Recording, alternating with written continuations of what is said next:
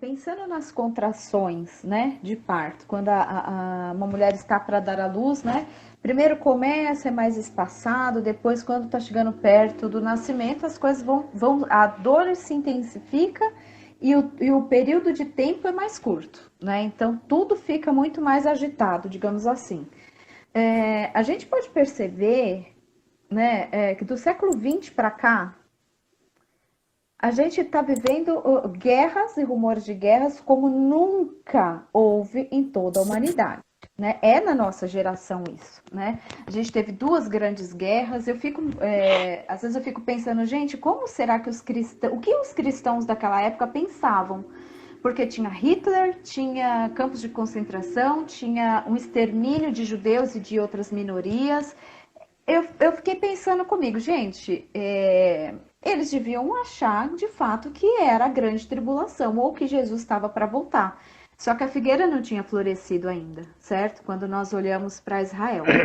Floresceu, inclusive, depois disso, como que um grande milagre do Senhor, uma intervenção lindíssima de Deus na história, né? Só em 2020, de 2020 para cá, não sei quantos mil judeus voltaram para Jerusalém, né? Voltaram para Israel.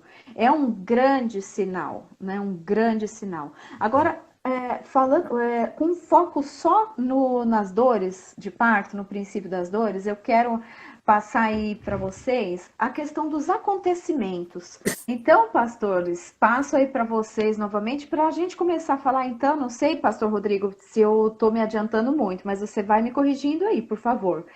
Dos acontecimentos, o que tem acontecido nesses dias aqui?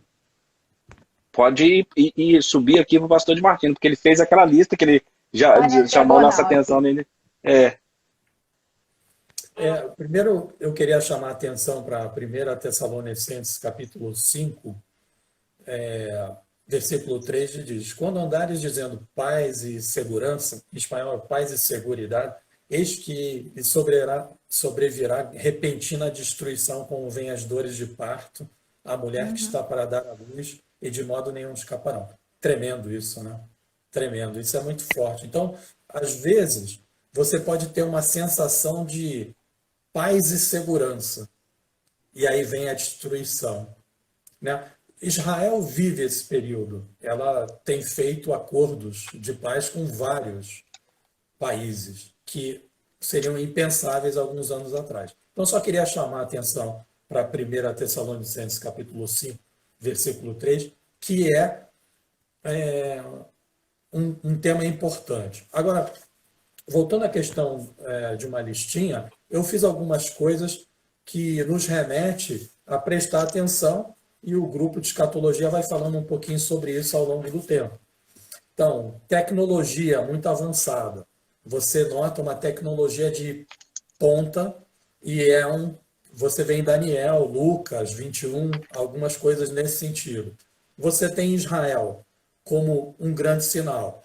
A volta dos judeus para Israel. Hoje são 8 milhões de judeus, hein? Hoje são muito mais judeus do que Hitler matou na Segunda Guerra Mundial, que foram 6 milhões de judeus. Agora, Deus utilizou até a guerra para que a figueira florisse, né? Tivesse dado flor, porque através da Segunda Guerra Mundial, as nações ficaram constrangidas e falaram: tudo bem, Israel, você tem que ter um lugar para que não aconteça um holocausto novo. Então, Deus, até nessas mazelas da humanidade, ele cumpre a sua promessa. Isso é tremendo, gente. E aí, volta dos judeus, hoje são 8 milhões. As nações europeias se tornando a União Europeia é um grande sinal para mim. Imoralidade, crescimento da imoralidade total, umas coisas inadmissíveis que você vê, eu fico até constrangido, cara. Às vezes vê algumas coisas na televisão. Materialismo, meu livro, meu carro, minha casa, eu. É um negócio assim muito forte. Seitas, nova era, muitas seitas, surgimento de várias seitas e vários falsos messias. O bem se chamado de mal e o mal se chamado de bem. aumento das drogas. Antigamente não existiam tantas drogas como existem hoje, sintéticas e tantas outras mais. Sinais nos céus, alguns sinais que a gente tem notado nos céus. Falsos cristos, já falei. Apostasia nas igrejas, esse é muito forte, muito evidente.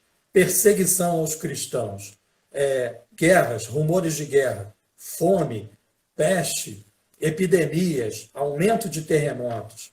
O hebraico sendo traduzido, voltando a ser uma língua, e Ezequiel 38, 39 é um passo a ser cumprido, e a tradução da Bíblia para várias nações. Eu listei pelo menos 20 evidências de que é óbvio, qualquer um pode ver onde é que nós estamos, e, by the way, o grupo de escatologia fica falando sobre isso o tempo inteiro, para que as pessoas despertem. Desperte, ó você que dorme. Põe a tua vida em ordem, meu irmão. Vamos nessa. Está próximo o arrebatamento.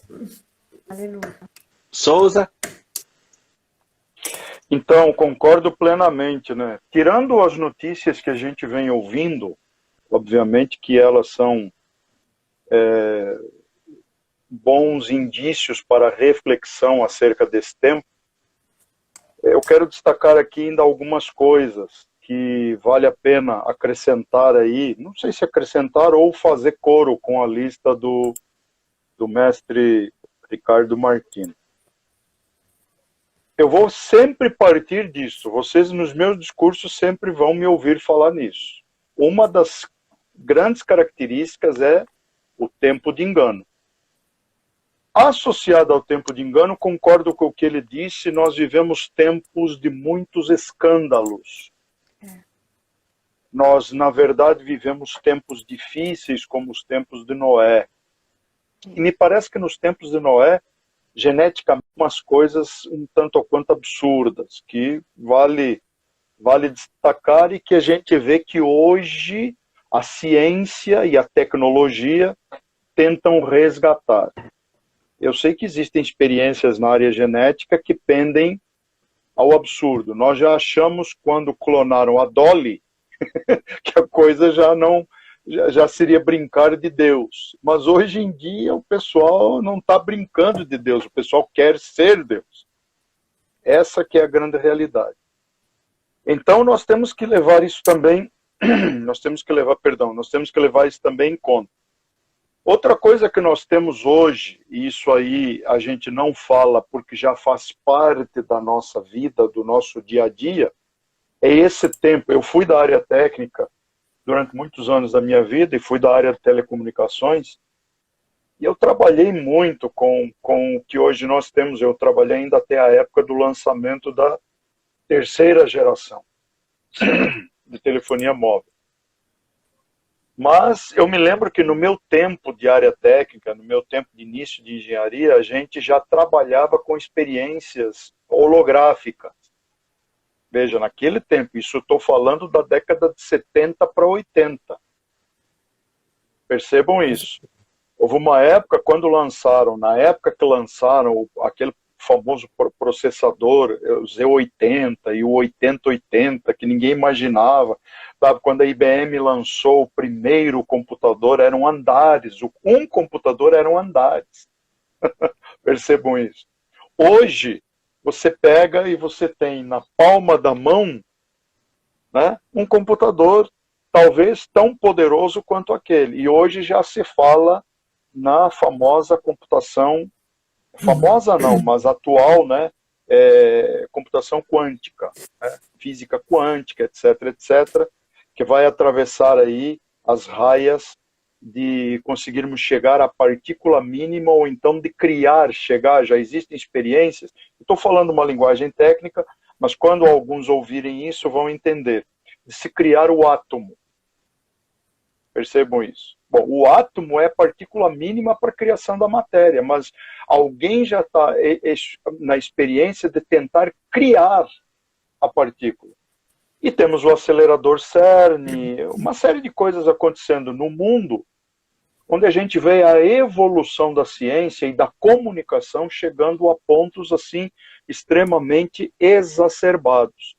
Então, hoje nós temos o cenário propício Aquilo que eu acreditava lá na década de 80, gente, nós chegamos a fazer peça de teatro onde a gente colocou a marca da besta, era um código de barra na testa do caboclo. Pra vocês terem uma ideia. Mas era a noção que nós tínhamos naquela época. Início da década de 80. Pastor Souza. Agora, hoje, a coisa está indo muito além de todos esses detalhes. E hoje a gente nem considera mais isso em si como uma marca, e sim como uma associação de crença e sistema juntos. Alguns desses aspectos. Talvez outros aspectos que a gente possa destacar nesse período aí, é exatamente resgatando um pouquinho da fala do Martino no início, inversão de valores. Aqueles que ao mal chamam de bem e ao bem chamam de mal. A questão dos juízos inequívocos. Hoje nós vivemos num tempo onde daqui a pouco nós vamos ter medo de pensar, porque hoje já estamos com medo de falar. De qualquer coisa que nós falarmos poderá ser usada contra nós. Então, esse é um outro problema. Um outro processo dentro desse é o chamado da negação. A negação dos valores. Os valores familiares não são mais válidos. Os valores éticos, morais, os preceitos bíblicos não são mais válidos. Eles precisam ser negados. Precisam ser negados. Hoje em dia nós vivemos um tempo de tanta confusão que gente teoricamente intelectualizada e letrada não sabe diferenciar um Estado laico do laicismo, não sabe diferenciar um laicismo negativo de um laicismo positivo. Não sabe, por exemplo, diferenciar o que a França quis implementar em termos de laicismo e o que acontece no Brasil em termos de laicismo. Boa. O que hoje a gente vê nessa questão dos valores, tentando se implementar, é a questão de que, onde há o Estado laico, confundindo-se com o laicismo, que seja um laicismo negativo, onde você não tem mais direito nem liberdade de culto. Ah, não, você pode cultuar quem você quiser, desde que você fique dentro da tua casa e no porão. Tá, eu já estou usando a figura do porão para ser o lugar mais escondido da casa, para ninguém saber e ninguém ouvir. Tem que se acabar com esse discurso que Jesus existe, que Jesus é o Senhor, que Jesus é o Salvador. Então percebam, eu trouxe isso à tona, gente, porque isso é algo, de acordo com o que a Bianca, nossa irmã Bianca, citou, que a gente está vendo acontecer debaixo das nossas barbas, nos nossos olhos, à luz do dia. E eu não vejo uma igreja tomando posição. Esse é meu... Bom, pode ir. Eu queria que o pastor Souza ele desenvolvesse um pouquinho mais a questão da figura. Outro dia eu vi uma figura de um dragão num evento na China, pulando dentro do estádio, as pessoas se assustavam com aquela imagem produzida. Eu queria que o pastor pudesse desenvolver um pouquinho mais essa questão, porque eu creio que na época da tribulação, essas imagens vão aparecer aí no céu, falando, olha, você vai ter que ter a marca, senão você não vai comprar, vão assustar pessoas desavisadas. Então, eu queria saber qual a experiência do pastor nesse sentido aí, dessas figuras. Exatamente. Eu quero ver se eu consigo resgatar aqui, para dar um respaldo bíblico a isso, a figura do... acho que 2 Tessalonicenses, no capítulo 2, se não me falha a memória, quando fala do anticristo. Porque já é o ministério da injustiça e tal, acho que é esse aqui.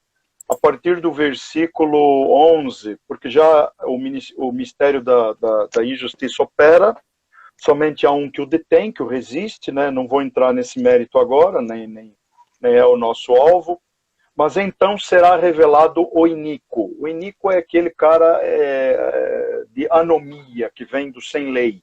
O iníquo é alguém sem lei, sem regra, e muito menos dado às leis do Deus dos seus pais. E aí o Senhor diz que ele será desfeito. Mas o texto continua, e aqui que eu quero respaldar, referendar o que eu vou falar. A esse quem? Anticristo, cuja vinda é segundo a eficácia, ou traduzindo a ação de Satanás, com todo... Aqui que entra um detalhe. Percebam isso. O texto bíblico já revela os princípios que hoje, tecnicamente, nós já podemos explicar. Com todo o poder, porque nem sempre poder é sinônimo de que se tem poder, e sim uma demonstração desse poder. E aqui vem a chave: e sinais e prodígios de mentira.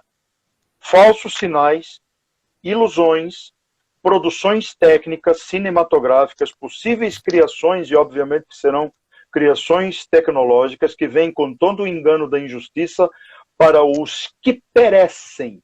Percebam isso.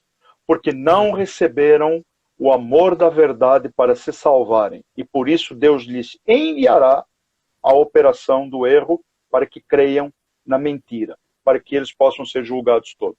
É aqui que eu vejo exatamente isto que o mestre Martino me questionou. Bom, vejam bem, hoje é muito simples. Nós tivemos aí, acho que aquele Secada também, há um tempo atrás num show.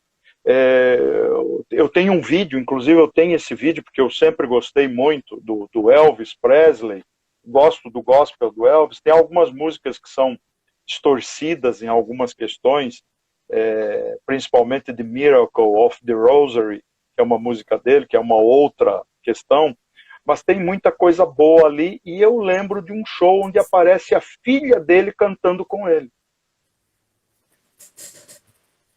Sim. Esse show... Por aí. Exatamente. A essa tecnologia, gente, nós chamamos de holografia. Holografia, isso.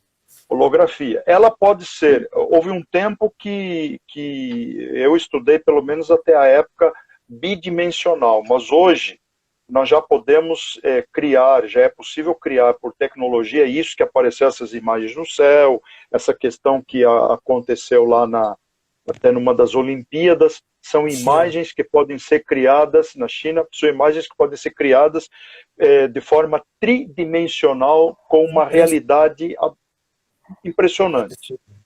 Isto, queridos, é tecnologia. Hoje em dia, com feixes, com laser, com espelhos, com produção de projeção, sem precisar ter um fundo específico, o próprio céu pode ser o fundo, é possível se criar, sim, imagens.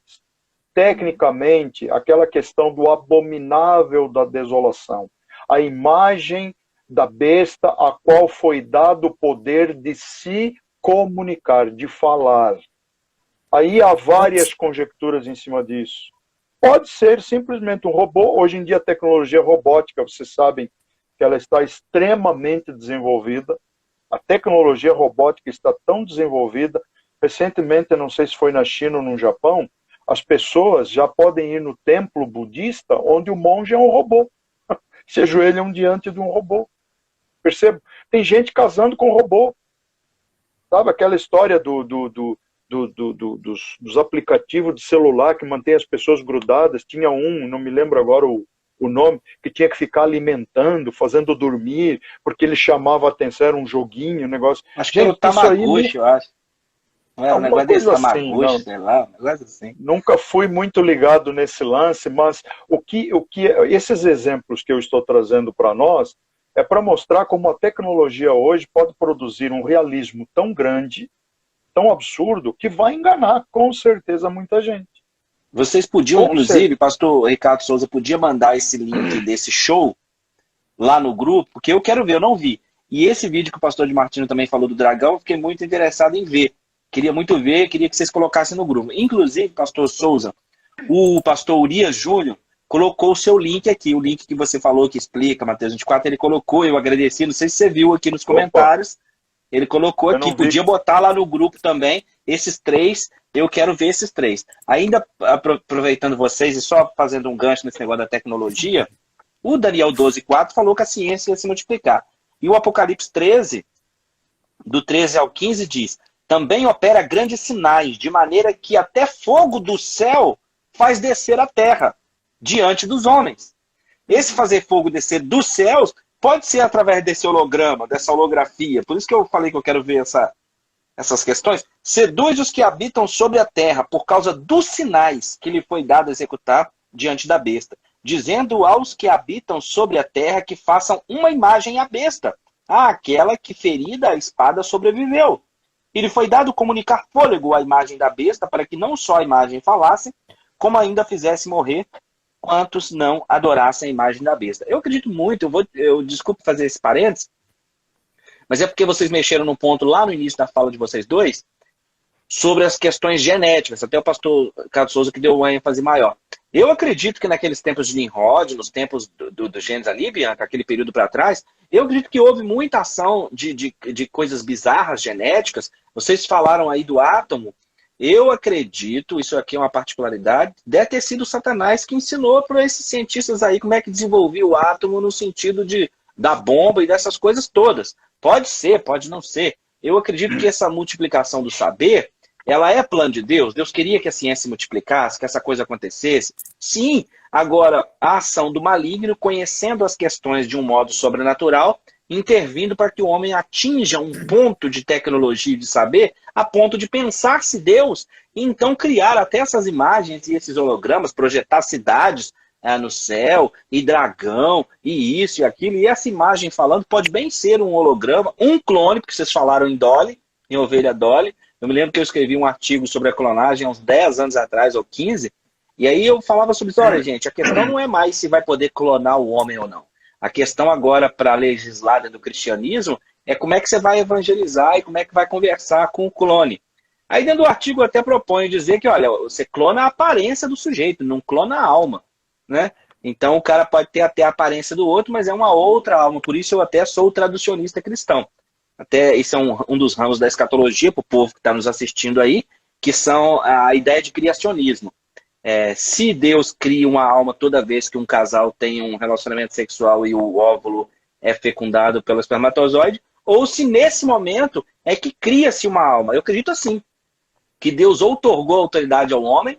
Agostinho, alguns pensadores, teólogos acreditavam assim, que Deus outorgou autoridade ao homem para toda vez que ele vai se multiplicar, ele cria um outro ser à sua semelhança, no sentido físico e espiritual. Mas eu estou dizendo isso para concordar com os dois, que o saber, a ciência, o holograma, a clonagem, a robótica, tudo isso, inclusive, eu sou um cinéfilo, adoro cinema, adoro Hollywood, filmes, mas eu não me engano, eu creio mesmo que Hollywood, o cinema, os filmes vão ser um grande mecanismo de projeção aí do anticristo. Esses filmes Guerra dos Mundos, com Keanu Reeves, aliás, com Tom Cruise, aquele outro lá do Fim da Terra com Keanu Reeves, eu acredito que isso tudo aí é para projetar nas nossas, né, Guerra nas Estrelas, Jornada nas Estrelas, tudo isso é para incutir nas nossas mentes, sim, a ideia de um ser extraterrestre. Afinal de contas, o pastor de Martino já falou da nova era, lá do Maitreya. O Maitreya é um ser que vem de outro planeta na nova era, ele evoluiu em outro planeta e ele vem.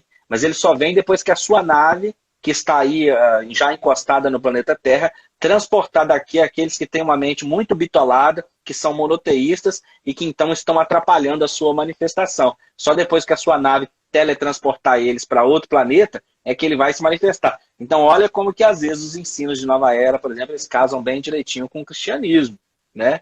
Tem pessoas também dentro da igreja que não querem falar sobre isso. Não querem, eu não quero saber sobre isso. Porque tá quentinho, tá gostoso, tá tudo certo. Minha vida tá em ordem, cara. O que vocês acham? Eu tenho pessoas que eu conheço que falam, ai não, Apocalipse eu não leio. Não posso. Não, Apocalipse não. Eu leio tudo, mas Apocalipse não. Mas se a gente estudar a palavra coerentemente, a gente vai perceber que é um livro que, para nós que estamos em Cristo, nos traz esperança. É claro que é terrível ver aquilo, ler. Nós sabemos que a intensidade das coisas serão assim inimagináveis para nós aqui. Se a gente acha que está vivendo um tempo difícil, virão tempos muito piores, que nunca houve, como o pastor Ricardo Souza nos disse no começo da live, nunca houve um tempo assim. E nunca jamais haverá. Então, assim, a gente está vivendo. E quando a gente olha para Apocalipse, a gente percebe que toda a tecnologia já está pronta. Tudo já está pronto para que tudo isso de fato aconteça, né? Então, nós cremos, nossa esperança, a bendita esperança, né, da noiva, é a vinda, a manifestação de Cristo para nós. é algo que a gente pode consolar uns aos outros, como escrito ali em Tessalonicenses, portanto, consolai-vos uns aos outros.